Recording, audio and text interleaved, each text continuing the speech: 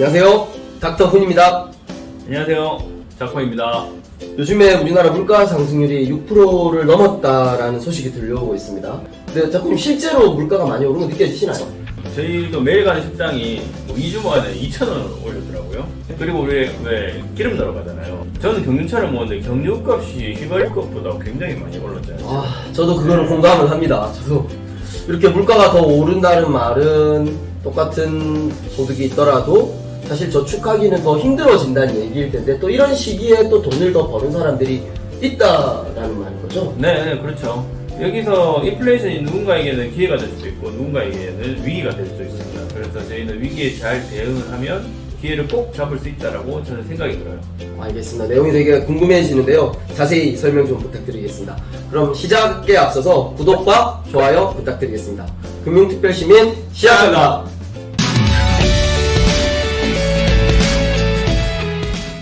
그러면 이렇게 인플레이션은 왜 발생하고 또 어떤 상황이 발생되는지가 좀 궁금한데 설명 한번 해주실 수 있나요? 과거에도 인플레이션은 계속 있었죠. 그리고 인플레이션이 있어야지 자본주의 정상입니다. 근데 지금 이렇게 비현실적으로 물가가 오르는 거는 2019년 말, 2020년 때부터 코로나로 인해서 저희가 뭐 거의 경제가 스탑이 됐잖아요. 네. 근데 경제 스탑이 된 거를 살리려고 정부에서 무리하게 돈을 풀었단 말이죠. 옛날에 우리 물물 교환했잖아요. 지금 사회도 똑같습니다. 우리 돈으로 교환하는 사회고 시장에 돈이 많아지면 그 돈의 가치는 교환할 다른 대상보다 상대적으로 떨어지잖아요. 그렇죠. 그러면 당연히 돈이 많아졌기 때문에 돈의 가치는 떨어지고 물건의 가격은 올라갈 수밖에 없는 거죠. 그래서 이런 유동성 공급이 원인이고 뭐 또 다른 하나의 요인을 보자면 최근에 발생했던 러시아 우크라이나 전쟁 이게 엄청난 큰 변수를 작용했는데 뭐 제 생각입니다. 이 러시아가 뭐 전쟁을 일으킬 수밖에 없었더라고요. 러시아는 엄청난 천연 자원을 생산할 수 있는 국가잖아요. 네. 석탄도 그렇고 석유도 그렇고 천연가스도 천연가스도 얘기 나오죠. 네.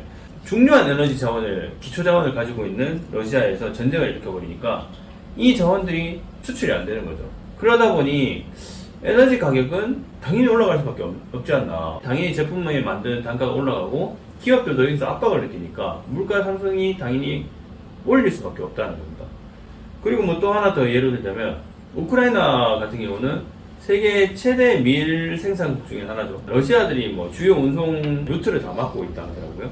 뭐 수입도 안 되고 수출도 안 되다 보니까 이 자국민들이 먹고 살아야 되잖아요. 그러니까 밀 같은 경우를 자국민의 주력 식량으로 생각을 하고 수출 금지를 내렸습니다.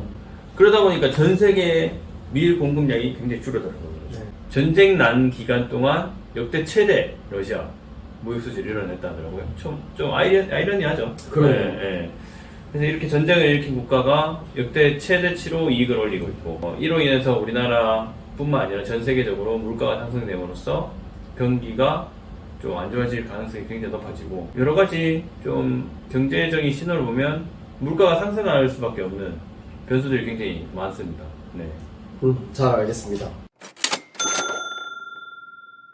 그러면 결국 이렇게 금리를 인상한다는 거는 이런 물가 유동성을 또 흡수하려고 하는 건데 금리를 올리면 이렇게 물가가 잡히긴 잡히나요? 어떻게 생각하시나요? 뭐 제가 완벽한 전문가는 아니지만 금리 인상을 할 경우에는 물가는 무조건 잡힌다. 물가 잡힐 수밖에 없다. 다만 걱정을 해야 될 부분은 지금처럼 뭐 급격하게 금리 인상을 하게 된다면 대출을 가지고 있는 사람들은 굉장히 부담이 클 거예요. 그렇죠. 저도 변동금리로 대출을 지금 가지고 있는데 그 이자 오르는 게 눈에 확 보이니까 뭐 1,000원, 2,000원이 아니고 10만원, 20만원 이렇게 오르는 거예요. 그래서 이게 너무 압박이 심하니까 엄청 큰 부담이 있겠구나 이런 것들 좀 많이 느끼죠. 네.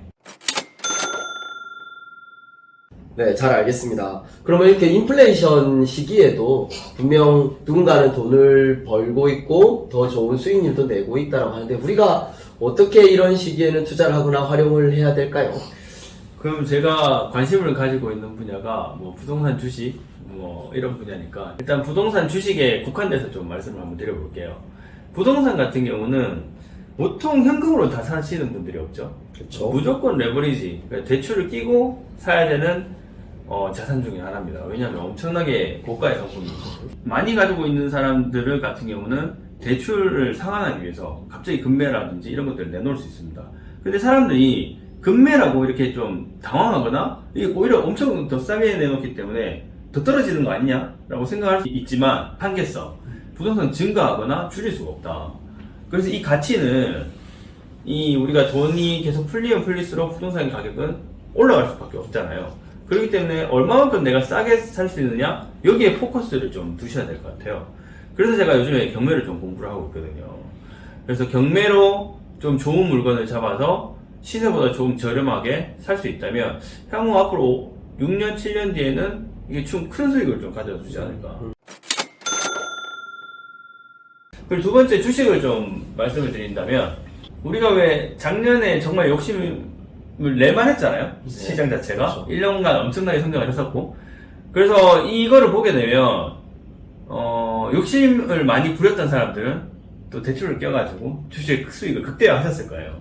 근데 최근에 이런 금리 인상장에 오게 되면 돈을 빼서 지금 달러 같은 게 오르고 있기 때문에 미국 시장으로 또 돈이 많이 들어갈 수 있잖아요. 우리나라 시장이 굉장히 안 좋아지고 있기 때문에 이런 시장에 또 신용 반대 매매가 또 일어날 수 있습니다. 그러면 어떤 사람은 작년에 수익을 봤던 것들을 모두 반환을 하고 이 반대 매매를 통해 가지고 내가 샀던 주식을 매도를 할 수밖에 없는 상황, 자동적으로. 근데 누구는 이거를 잡을 수도 있는 상황이잖아요. 그래서 내가 주식 같은 경우도 공부를 좀 잘해 보시고 내가 정말 투자를 할 만한 기업이다, 좀 괜찮은 기업이라고 하면 과감하게 현금의 뭐 한 30%, 40% 정도 투자를 하셔가지고 한번 사셔보시는 것도 1년 뒤에, 2년 뒤에 좋은 성과가 있지 않을까, 그렇게 생각이 드네요. 네, 오늘 이야기 잘 들었습니다. 급격한 물가 상승, 인플레이션이라는 게 유동성 공급으로 초래된 것이고 이렇게 올라가면서 힘들어진 부분도 있지만 반대로 부동산의 하락의 한계성, 또 신용 반대 매매 등으로 통해서 또 좋은 우량 자산을 저렴하게 좋은 가격으로 살 수 있으니 또 좋은 투자 기회다라고 또 이렇게 자세히 말씀해 주셨는데 오늘 말씀해 주신 거는 일반적인 투자라기보다는 어떻게 보면 작가님처럼 이렇게 공부를 많이 하신 분들이 할 수 있는 어떤 노하우가 좀 많이 담겨 있는 것 같습니다. 개인적인 의견도 있을 수 있으니 투자에는 참고만 해주시고요. 좋은 선택들 잘 하셨으면 좋겠습니다. 네. 저도 이번 인플레이션이 아마 제가 지금 어느 정도 저도 시드가 있기 때문에 좀 부를 잃을 수 있는 그런 기회로 생각을 합니다. 여기 계시는 이 영상을 시청하시는 분들도 마찬가지일 거고요. 하지만 제가 생각했을 때는 큰 욕심은 반드시 화를 부르게 되어 있습니다. 그래서 공부는 많이 하시되 욕심은 좀 줄이셔가지고 내가 수익을 볼 수 있는 부분을 내 테두리 안에서 좀 보시고 차근차근하게 성장할 수 있도록 부를 좀 이룰 수 있도록 그런 기회가 되셨으면 좋겠네요. 네, 감사합니다. 오늘 내용 많은 도움이 됐습니다. 그럼 금융특별시민 다음 영상에서 더 좋은 내용으로 찾아뵙도록 하겠습니다. 감사합니다.